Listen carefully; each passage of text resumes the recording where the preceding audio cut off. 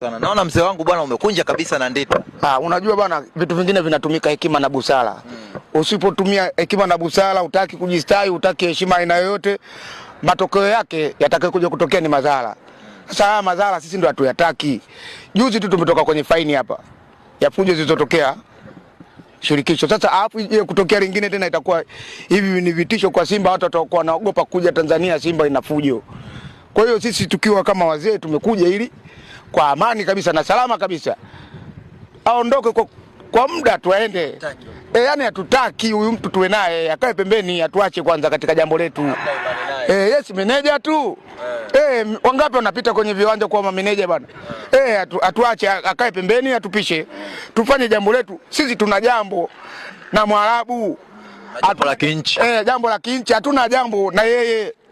Yeye Mtanzania mwenzetu. Kitakachopatikana taifa hapa kwa Mkapa, Simba kaingia nusu finali. Yani na yeye anakuwa anajivuna kama ni meneja wa uwanja. Sasa tunachomuomba akae pembeni, atuache. Hatumtaki kabisa, asitutilie dosari. Vijana wetu wana shughuli zao na sisi tuna shughuli zetu. Mtu anataka kutoka kwenye mpira aende kazini. Sio atoke kwenye mpira aishe polisi au aishe hospitali ameumia. Maana itabidi serikali itumie nguvu nayo. Sasa pale inapotumia nguvu itakuwa sio jambo la busara. Itakuwa sio michezo tena, itakuwa hiyo shari. Tunamuomba wazee, tumekuja kuwazuia vijana huko wasije kwanza. Tumekuja kuongea naye kwa hekima na busara. Shukrani sana. Asante sana.